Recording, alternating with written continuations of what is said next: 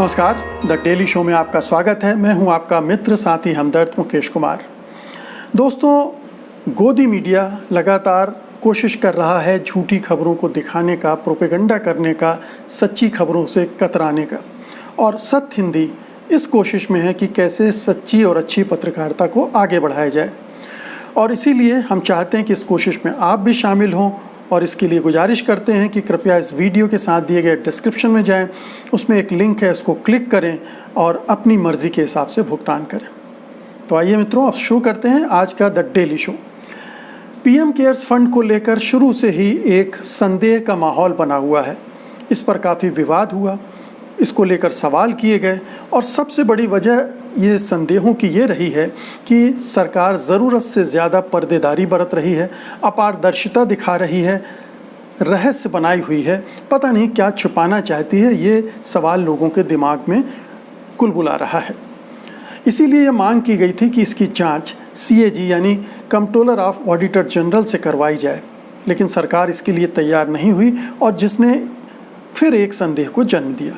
बहरहाल सरकार ने कहा कि हम इसकी जांच स्वतंत्र एजेंसी से करवाएंगे और अब उसने यानी फंड के जो ट्रस्टी हैं उन्होंने एक एजेंसी को नियुक्त कर दिया है और ये एजेंसी है मेसर्स सार्क associates chartered accountant New Delhi की, और इसको 3 साल के लिए फंड का ऑडिटर नियुक्त किया गया है।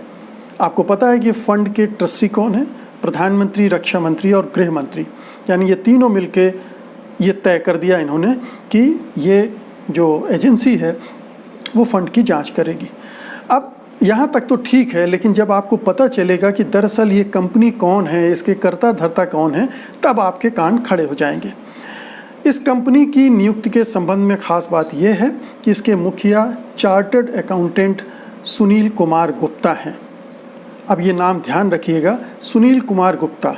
और सुनील कुमार गुप्ता की ख़ास बात यह है कि जो बीजेपी के तमाम बड़े छोटे मझोले नेता हैं उन सब के साथ इनकी बहुत ही निकटता है, घनिष्ठता है, उनके साथ मिलते जुलते रहते हैं, उनके साथ कार्यक्रमों में हिस्सेदारी भी करते रहते हैं।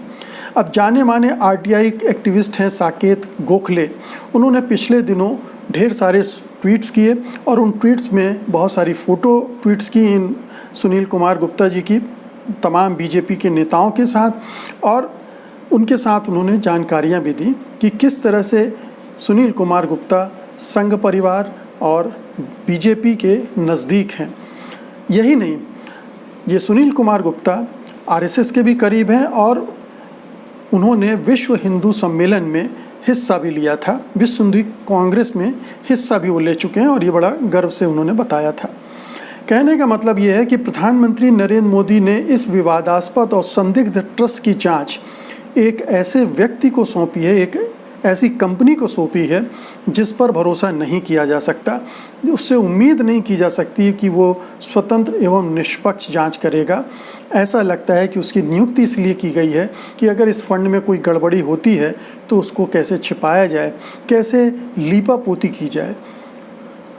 और चूंकि ये संदेह बन गया है निकटता की वजह से, इसलिए हम कह सकते हैं कि प्रधानमंत्री या इस सरकार का ये वादा भी झूठा साबित हुआ कि वो इस फंड की जांच स्वतंत्र एजेंसी से करवाएगी, क्योंकि ये स्वतंत्र एजेंसी मानी नहीं जा सकती। दरअसल संदेह की बुनियाद तो उसी समय पड़ गई थी जब इस फंड की स्थापना की गई थी, ये देखते हुए भी कि पहले से एक प्रधानमंत्री राष्ट्रीय आपदा कोष है जिसका काम कर रहा है और उसकी जांच भी सीएजी के अंडर आती है, तो फिर एक नया फंड बनाने की ज़रूरत क्या है। और उसी समय ये प्रश्न भी उठा था कि इस फंड को बनाते समय जो संवैधानिक प्रावधान हैं इस तरह के कोष को क्रिएट करने के लिए, उनको भी अनदेखा किया गया। ये संविधान में धारा 266 और 267 में ये कैसे कोष बनाए जाए इसकी प्रक्रिया दी गई है, लेकिन सरकार ने उसको बाईपास कर दिया, उसको बाईपास कर दिया, संसद को बाईपास कर दिया। और चूंकि वो सीएजी से चक्कर में भी नहीं पड़ना चाहती थी, इसलिए ये सारी प्रक्रिया को उसने अलग करके एक अलग सा ट्रस्ट क्रिएट कर दिया ताकि उसकी जांच वांच ना हो सके, या जांच हो तो हमारे हिसाब से हो। इसीलिए जब ये फ़ंड बना था तो ये कहा गया था कि इस फंड को भंग किया जाए और प्रधानमंत्री राहत कोष है उसी से आप ये काम करें। लेकिन कोरोना की सहायता राशि कोरोना संकट से निपटने के लिए इसी नए फंड में मंगाई गई, पुराने खंड में नहीं मंगाई गई। इसी में तमाम तरह की छूटें भी, रियायतें भी दी गई जो दान देने वाले हैं उनके लिए। और जो सार्वजनिक जांच एजेंसी से जांच कराने की मांग थी सीएजी से, वो ये उस समय की गई, लेकिन सरकार ने इन सबको ठुकरा दिया। अब उसने स्वतंत्र जांच के नाम पर ऐसी कंपनी को चुन लिया है जिसका संचालक सरकार और संघ परिवार का शुभचिंतक है। ऐसे में सोचा जा सकता है कि इस जांच की क्या विश्वसनीयता होगी, और इसका सीधा सा मतलब ये भी निकाला जा सकता है कि सरकार के मन में खोट है और वो सच्चाई को छिपाने के लिए तमाम तरह के प्रपंच कर रही है, पारदर्शिता बरतने के लिए किसी भी तरह से तैयार नहीं है, लोगों को बताने के लिए तैयार नहीं है। असल में सरकार शुरू से ही जानकारियां साझा करने में हिचक रही थी, हट रही थी, क्योंकि इस फंड में कहां से कौन कितना पैसा दे रहा है इसके बारे में वो कोई भी पारदर्शिता नहीं बरत रही, अपनी वेबसाइट पर जानकारी नहीं दे रही, और ये माना जा सकता है कि एक पर्देदारी इसमें बरती जा रही थी। और तो और उसने इसको आरटीआई के मातहत लाने में भी से भी मना कर दिया। जब आरटीआई दाखिल की गई प्रधानमंत्री कार्यालय में इसकी जांच के लिए, इसकी जानकारी मांगी गई, तो ये कहकर उस आरटीआई को खारिज कर दिया गया कि ये सार्वजनिक अथॉरिटी नहीं है, सार्वजनिक प्राधिकरण नहीं है, पब्लिक अथॉरिटी नहीं है ये फंड, इसलिए उसकी जांच आरटीआई के दायरे में आती ही नहीं है। तो ये एक कई आरटीआई तो अभी पड़ी हुई, इनके जवाब भी नहीं दिए, और ये कुछ आरटीआई इन्होंने ये कह के रद्द कर दी, खारिज कर दी। तो साफ है कि ये आरटीआई के ज़रिए भी जानकारी नहीं देना चाहते। तो हर तरह से कोशिश कर ली गई कि सरकार कुछ तो इसके बारे में शेयर करे पब्लिक से, लोगों को पता चले कि क्या हो रहा है, कहाँ से पैसा आ रहा है, कहाँ जा रहा है, लेकिन वो बताने को तैयार नहीं है।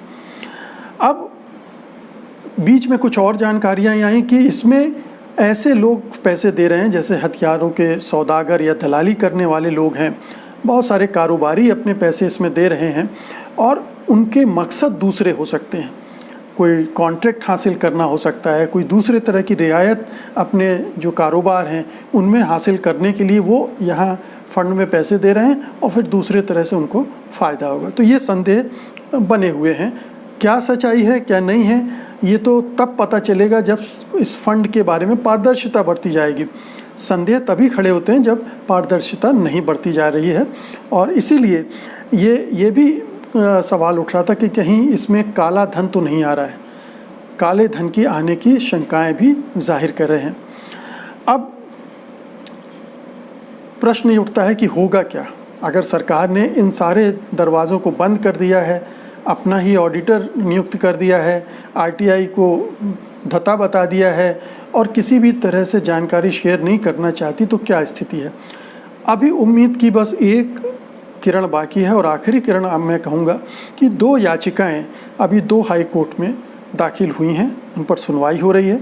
एक बॉम्बे हाई कोर्ट में है और एक दिल्ली हाई कोर्ट में। ये दोनों याचिकाएं 2 अलग अलग इश्यूज़ को डील कर रही हैं।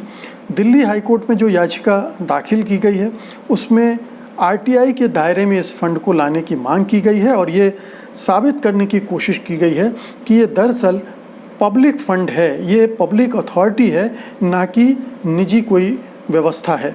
निजी व्यवस्था हो ही नहीं सकती जब सरकार ही इसमें इन्वॉल्व है, और इसमें पैसा देने वाले जो शुरुआती लोग रहे हैं वो सरकार ही रही है। जैसे रेलवे ने 150 करोड़ दिए, या जो सरकार के एम्प्लॉई हैं उनसे ज़बरदस्ती वसूला गया कि आप अपनी एक दिन की सैलरी इसमें डालें, ये बाकायदा सर्कुलर जारी करके कहा गया। तो सरकारी धन ही इसमें जमा हो रहा है, उस लिहाज से भी ये आरटीआई के दायरे में आना चाहिए। तो एक ये कंटेंशन इसको लेकर है जो हाई कोर्ट में चल रहा है, और उम्मीद करनी चाहिए कि हाई कोर्ट इस मामले में बहुत ही जिम्मेदारी के साथ अपनी भूमिका निभाएगा। एक दूसरी जो याचिका दायर है बॉम्बे हाई कोर्ट में, उसमें इसकी ऑडिट और पारदर्शिता से जुड़ी मांगें की गई हैं। इसमें जैसे मांग की गई है कि सरकार इसकी ऑडिटिंग सीएजी से करवाए, पारदर्शिता के मामले में जो भी फंड आ रहा है और जहां खर्च हो रहा है उसकी जानकारी वेबसाइट में डाले। तो इस तरह की मांगें की गई हैं, और बॉम्बे हाई कोर्ट ने एक नोटिस भी जारी किया है केंद्र सरकार को कि 15 दिन में वो हलफनामा जमा कराए। तो ये दो स्तरों पर अभी बातचीत जो सुनवाई हो रही है अदालत में, उससे बड़ी उम्मीदें हैं। अब चूंकि अदालतों पर भी बहुत सारे प्रश्न चिन्ह लगने लगे हैं, सुप्रीम कोर्ट, हाई कोर्ट में दबाव भी काम करने लगे हैं, इसलिए हम ये नहीं कह सकते कि सचमुच में हमें इस मामले में एक पारदर्शिता आ पाएगी या वो फैसले हो पाएंगे जिनसे इस फंड को पारदर्शिता पूर्ण बनाया जा सके और सरकार की जवाबदेही भी सुनिश्चित हो सके। ये जो तमाम संदेह का वातावरण है वो तभी छटेगा जब ये इस मोर्चे पर हाई कोर्ट कुछ निर्णायक कदम आगे बढ़ाती है। हालांकि सरकार कह चुकी है कोर्ट में कि इनको खारिज कर दीजिए, क्योंकि एक बार सुप्रीम कोर्ट ने इनको खारिज कर दिया था, लेकिन सुप्रीम कोर्ट ने जब खारिज किया था उसका ग्राउंड दूसरा था और इसमें दूसरे ग्राउंड पर बातचीत हो रही है। तो उम्मीद करनी चाहिए कि हाई कोर्ट के जो फैसले आएंगे वो बहुत ही निर्णायक साबित होंगे और सरकार जो करना चाहती है चोरी छिपे वो नहीं कर पाएगी। मित्रों, ये थी आज की वीडियो चर्चा। उम्मीद है आपको पसंद आएगी और आप इसे लाइक भी करेंगे, शेयर भी करेंगे और सत्य हिंदी चैनल को सब्सक्राइब भी करेंगे। तो आइए अब मुझे इजाज़त दीजिए, कल आपसे फिर मुलाकात होगी। तब तक के लिए नमस्कार। सत्य हिंदी के और वीडियोस को देखने के लिए हमारे YouTube चैनल को सब्सक्राइब करें और सीधे नोटिफिकेशन पाने के लिए बेल आइकन दबाएं।